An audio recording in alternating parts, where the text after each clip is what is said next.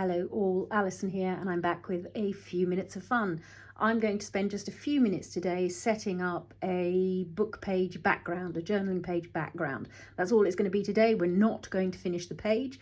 I've only got a few minutes and I'm going to spend them having a bit of fun, getting ready to play on another day. I'm working in this altered hardback book. It's just a book. It appears to be Barbara Taylor Bradford's Love in Another Town. I'm guessing I picked it up at a car boot sale or in a charity shop for really not very much money. And as you can see, it's been covered in Tim Holtz tissue paper that I've painted. I've got rusty textures here. And as you can see, it's pretty full. In fact, there's not a lot of room for anything else to go on. There are pages and pages. I'm planning a book series that will be flip throughs of handmade books I've done and journaling pages. If you're interested in that, let me know in the comments below if you think a book series would be fun. And today I'm just going to set up my next page. So that's the previous one. Pages tend to get stuck together just by default with using paste and gesso and paint, but that is also intentional. So when I'm starting, these are quite thin pages. They're not great for heavy duty mixed media work. So what I tend to do is glue a few pages together. As I say, they sort of get glued together by themselves. If they're not fully glued together, then I'll just use a bit of gloss medium or matte medium. I tend to use up the gloss medium because it's not going to show. I prefer matte medium when I'm actually working on a page because I like matte finishes. So I'm just making sure those pages are fully glued together there. And then what we're going to do is probably turn over 4 or 5 pages so that I've got a nice solid setup to work on. And I think the next 4 or 5 pages appear to be glued together as well. That's because I've been using texture paste in this book quite a lot. That's just 2 or 3 pages, but that's a fairly solid sort of area to work on. I've got a little bit of medium left on there, but I don't think I'm bothered about that. I might slightly wipe it off because, as I say, I don't really want glossiness necessarily at this stage. So first step, having glued together enough pages to make myself a nice solid background. You can see I have to work quite lopsidedly now in this book. Next stage is going to be just to gesso over the top of this stuff. I'm not necessarily a Barbara Taylor Bradford fan. Not convinced I've ever read any, so I probably shouldn't say that. She might be an amazing writer, who knows. So this is a rough coat of just golden gesso. Any gesso brand will do. I'm quite a fan of the golden because it does a good job of giving you coverage, but not too much coverage, which if I'm working with this, I kind of want to be able to see that there's text there. I don't really want to have my attention drawn to it. I don't want to read it, certainly. And one of the things is to make sure you do get down into the spine there, because that will stop other mediums from destroying your book in the long run. You'll notice I haven't gone fully to the edges. I like that warmth creeping in from the edge there.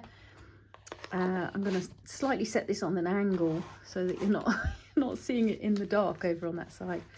So simple as for the first stages. I've got my water jar just here. I'm going to stick that in. And what I decided I'd do on these pages is one of my favourite ways to start a page, which is just with a stencil and some texture paste. Again, if you've got a heavy duty gesso, you can use that. If you've got a heavy gel medium, you can use that. If you've got any of the Ranger texture mediums, you can use those. I quite often use crackle paste. We'll do some crackle in a future video. Again, let me know if that's something you'd like to see in action. But for today, what I'm going to use is I'm going to use the PaperArtsy Grunge paste, which is a beautiful thick paste. Gives you a nice strong texture to use other mediums over the top of. But I think I might give myself even another layer before that, because I pulled out some stencils that just caught my eye this morning, and I'm feeling a bit gothic, I think, and the two that are sort of calling to me are these two Tim Holtz layering stencils. I'll have details down below in the description of what those are. And I think I'm going to do a layer even before I get to the texture paste of this one. It's got a kind of Knights of the Maltese Cross feeling about it. I'm going to put it on in a permanent ink. It's going to vanish under the layers, but at least if I've got it in an archival ink rather than a distress ink, the distress inks would be liable to shift and move under whatever comes later. And in my usual composition way, I'm going to come down from one corner. Yeah, I'm enjoying that quite a lot, but I need it to come further across the page because I'm sure that's going to get covered up there. So I'm going to come a bit further down the page. This is Sepia archival ink I'm using here, which has a lovely rusty tone to it, and I'm feeling maybe that this page might want in the long run to be a bit rusty. So that's just a really subtle bit of hovering stencil in the background. So having done top right, I'm going to come down to bottom left and bring some up from there. This is a completely symmetrical in both axes stencil, so if I want to come further across the page, I can turn it sideways, come further across the page here. I'm sort of coming from the corner, but not fully, because as I say, I'm fairly sure this is going to mostly get covered up. And I think I do want to come up the side a little bit. And again, you'll notice I'm not being in any way perfect about lining this up. It even moved just now and I just plonked it back down. Yeah, I'm balancing going up there by coming down here, because I know it's going to be a sort of almost subliminal layer in the background by the time we get that far. It's not going to be significant. Now I've got ink all over this, and it is archival ink. I probably can get some of it off with water because it's a plastic surface. I can probably reduce it. If I wanted to clean it off, I can use some alcohol rubbing solution. But really, that's not going to impact using this stencil in the future, so it's fine not to panic. I thought I wanted this as my texture. Yes, I do. I do. This gorgeous Gothic text is a big favourite of mine. So here's the grunge paste, simple as a little. I've just got a cheap plastic. And you can see how thick the grunge paste is. Actually, it would rather have a nice firm one. And then I'm just going to smooth that on through the stencil. And again, I'm just looking for a corner of texture. It's not going to be a major feature in the page. It's a background layer. And I'm letting it echo the same pattern corner pattern as I did the crosses. So that's just giving me that sort of sense of wordiness. It's quite a lot of it there. Didn't realise I was getting quite that much, so I'll do a bit less down here. We'll have a smaller section over at this side. Smooth that in. And it's really interesting, this is another thing I've noticed in my new crafting home of the Czech Republic. We're at a slight altitude here and the air is much drier than where I used to live back in the UK. And so even with the lid on, my texture pastes do tend to become drier quicker. I need to do what Tim Holtz does in Arizona and put a casing, put a plastic sheeting over the surface of it before I put the lids on probably. So that's grunge paste, texture paste through a stencil over the top of the other one. This I do want to get into water straight away because I don't want texture paste drying on here. Archival ink, not an issue. This definitely would be. I'm not going to run away and do it right now, so what I am going to do is I'm going to give it a good spritz of water so that in a couple of minutes time when I go and wash it, that's all still nice and wet. In the meantime, I want to put a couple of spritzes of colour over this as a sort of final prep for the page. So I'm going to dry the grunge paste just a little bit, just so that I get a sealed surface slightly on it. I'm holding the book up now because I'm aware that there will be shadow falling on this bumpy page here. And texture like this doesn't show up much until you start putting colour over it. So I've deliberately got more going on at this side and less going on at this side. In the eventual composition of the page, this will be the main page, this will just be a little sort of additional extras. And I think I'm going to go with my gut instinct was that I wanted to play with speckled egg today. So this is the speckled egg distress spray stain. Going to put a bit of that over. And I might want also a little bit of Stormy Sky. Yes, you see what happens there? As soon as you've got that dark colour, and look at it just moving through the texture there. That's making me deeply happy. If I want it to move even more, little spritzes of water. That's obviously going to make the pigment slightly less full on. And you can see I'm just tipping and tilting the book to let that ink run through the pigment, run through the texture.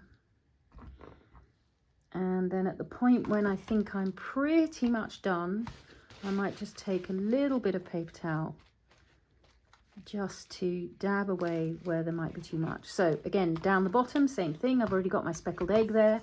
I'm going to take a little bit of the faded jeans and I'm coming up from the corner on that. And again, a little bit of water and let it move around in the texture.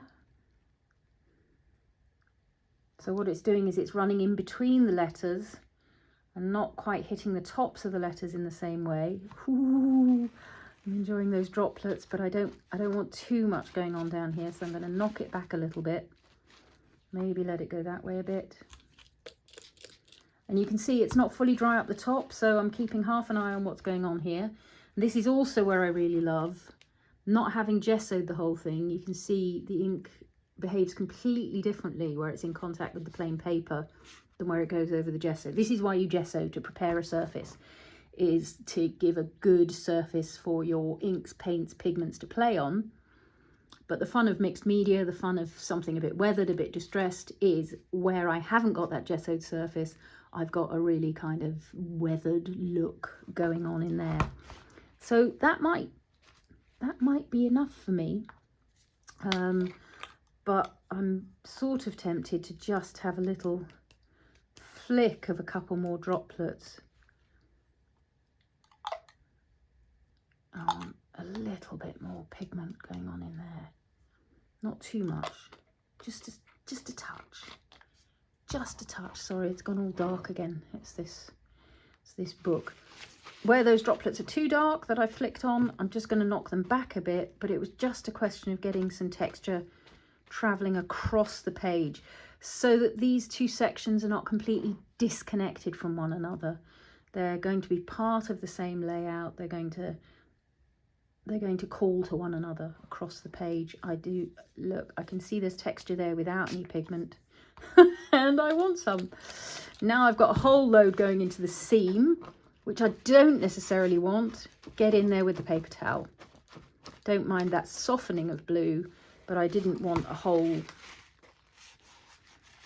world of blue in the middle there. There we go. And you can see it's also slightly created a little resist around the edge of the ink stenciling in the background. I'm going to call that a background, I think. Just going to dry it so to hold it. And you'll see as it dries, yes, that ink is going to get paler. So it's going to get subtler.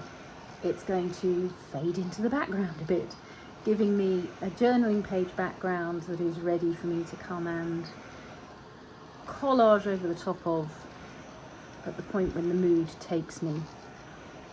So I hope that just helps you see how easy it is to avoid blank page syndrome. You avoid blank page syndrome partly by working in just a hardback book. It's never a blank page. it's straight away got text going on in the background. A little coat of gesso to just give me a surface to work on. A little bit of ink stenciling, a little bit of texture stenciling, and then adding just a bit of simple pigment using the sprays to give me a background that I'm now itching to create on. Thanks so much for joining me again for a few minutes of fun. I've just had a few minutes of fun doing that. I'm looking at the supplies on my desk and urgently wanting to add just a few flicks of this Distress Oxide spray that's sitting here, the Speckled Egg. Just because I want to. I'm not even going to show you that. It's so minimal, but it just made me happy. As I was saying, drop me a comment down below. Let me know what you think of the book idea. If you'd like to see some flick-throughs of journaling pages I've done in the past or handmade books, I'm very happy to get that up and running. And hit the thumbs up button. If you've not subscribed, I'd love it if you would, and join me in the future for more few minutes of fun. Thanks so much, everyone, and happy crafting all.